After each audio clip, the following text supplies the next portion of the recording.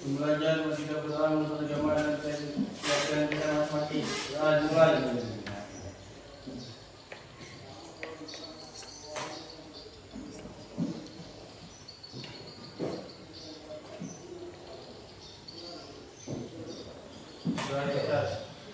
Ya, kita berdoa. Mudah-mudahan sebelum kita melanjutkan pembelajaran kita harus berdoa dulu ya, supaya apa yang kita pelajari dapat. Oke, pada pagi hari ini Bapak akan membawakan sebuah materi ya. Tapi sebelum melanjutkan sebuah materi, Bapak mau isi dulu apakah hari ini hadir semua? Hadir sakit ya? Oke, alhamdulillah masih ada yang sakit. Nah, untuk selanjutnya mungkin Bapak sedikit memberikan sebuah motivasi kepada kalian semua. Motivasinya adalah selalu rajin dan belajar ya, untuk mencapai masa-masa kalian ya. Buka pola pikir kalian, jangan selalu bermalas-malasan, tetap selalu semangat. Bisa? Oke, untuk selanjutnya di sini Bapak akan membawakan sebuah materi. Silakan dibuka bukunya. Materinya itu adalah masalah pokok ekonomi dalam masyarakat ya. Mungkin di sini Bapak akan menjelaskan sedikit materinya sebelum kita berdiskusi ya, membuat kelompok. Oke, di situ ada tujuan pembelajaran ya. Jadi Bapak jelaskan dulu tujuan pembelajarannya ya. Jadi di sini yang pertama menjelaskan pengertian masalah pokok ekonomi dalam kehidupan masyarakat. Yang kedua mengidentifikasi penyebab timbulnya masalah ekonomi atau kelangkaan kebutuhan tak terbatas, sumber daya terbatas. Yang selanjutnya menjelaskan 3 masalah pokok ekonomi, apa yang diproduksi, bagaimana memproduksi dan apa hasil produksi. Dan selanjutnya menganalisis cara masyarakat dalam sistem ekonomi tradisional, pasar terpusat dan campuran dalam mengatasi masalah ekonomi. Dan berikutnya memberikan contoh nyata masalah ekonomi yang terjadi di masyarakat sekitar. Oke, sini ada pengertian masalah ekonomi kalian ya. Perlu Bapak jelaskan pengertian dari masalah ekonomi di sini. Masalah pokok ekonomi adalah permasalahan yang timbul karena adanya ketidakseimbangan antara kebutuhan manusia yang tidak terbatas dengan sumber daya yang terbatas. Akibatnya, keterbatasan tersebut setiap individu atau masyarakat dan negara harus membuat pilihan atau alokasi tentang apa yang akan diproduksi, bagaimana cara memproduksi dan apa hasil produksi. Ya, itu mungkin penjelasan sedikit dari saya tentang pengertian masalah ekonomi. Jadi selanjutnya Bapak minta kalian bikin 2 kelompok, kelompok A dan kelompok B. Oke, silakan. Di sini ada 2 kelompok ya, kelompok A dan kelompok B. Jadi di kelompok A nanti berdiskusi tentang masalah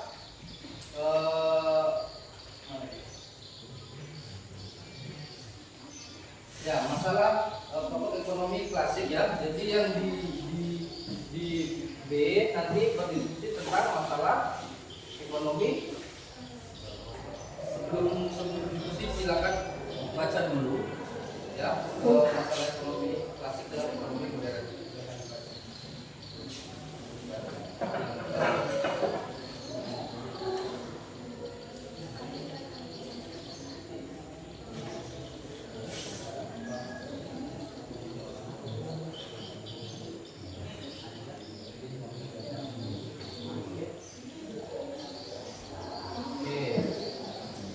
Selanjutnya untuk ekonomi modernnya. Tadi klasik yang mana?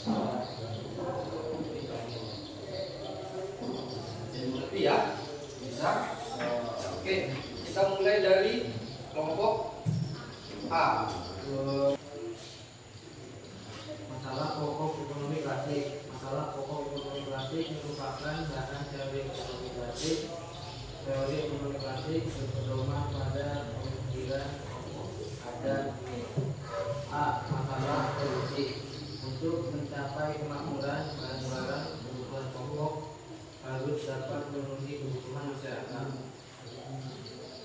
B. Masalah distribusi. Apa yang harus dilakukan produsen setelah melakukan proses produksi? Masalah ekonomi yang dihadapi produsen sudah selesai setelah melakukan proses produksi. Permasalahan ekonomi Indonesia pada ilustrasi di atas menunjukkan masalah. Saya ingin bertanya dari kelompok C. Bagaimana cara ekonomi klasik mengatasi masalah pokok ekonomi? Atau mau ada yang bertanya lagi? Kali dijawab. Bagaimana cara ekonomi klasik mengatasi masalah pokok ekonomi? Oke, jadi ada dua pertanyaan ya. Silakan untuk kelompok A menjawab pertanyaan dari kelompok B. Silakan diskusikan kelompok A.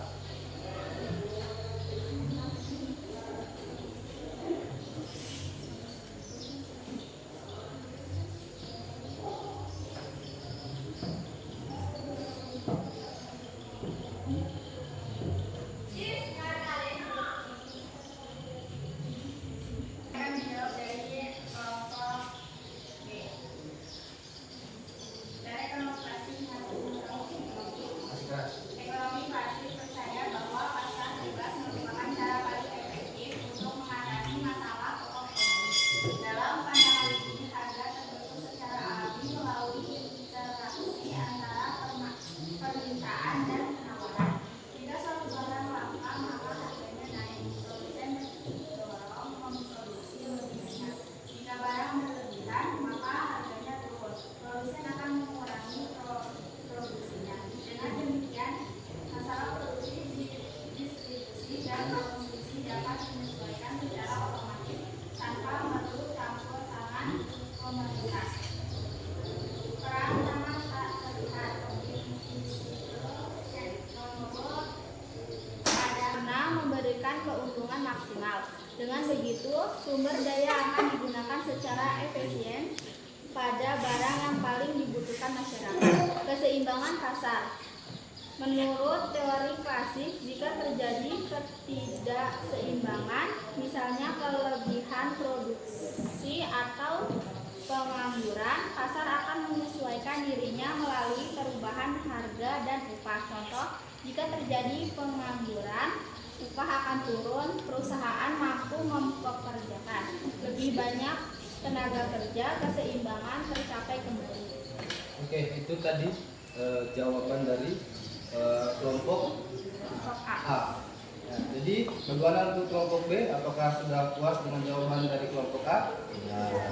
Oke, pertanyaan yang kedua, silakan dijawab dari kelompok A. Konsep dasar, pemerintah tidak perlu banyak asik beranggapan bahwa campur tangan pemerintah justru dapat menghambat efisiensi pasar. Kebijakan pemerintah sering menimbulkan distorsi harga dan alokasi sumber daya yang tidak optimal. Pasar bebas akan mengarah pada keseimbangan alamiah jika dibiarkan bekerja secara mandiri. Contoh pandangan dalam kehidupan nyata. Misalnya, jika pemerintah menetapkan harga maksimum pada suatu barang, hal bisa menyebabkan kekurangan pasokan karena produsen tidak termotivasi memproduksi lebih banyak. Dalam sistem pasar bebas, menurut klasik, harga seharusnya dibiarkan naik atau turun secara alami sesuai pemerintahan dan penawaran. Oke, itu tadi jawaban dari kelompok A. Bagaimana untuk kelompok B? Apakah sudah puas dengan jawabannya? Oke, itu tadi presentasi dari kelompok A. Dan yang saya ambil ya dari materi tadi, diskusi tadi, kesimpulan masalah pokok ekonomi itu yang pertama, masalah pokok ekonomi muncul karena adanya keterbatasan sumber daya alam untuk memenuhi kebutuhan manusia yang tidak terbatas.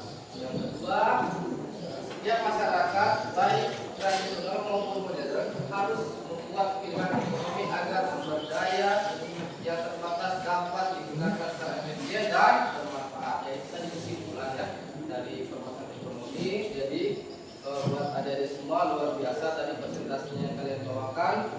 bagus ya. Mungkin itu saja mungkin saya bisa sampaikan di materi hari ini. Ya, selanjutnya mungkin kita bikin kegiatan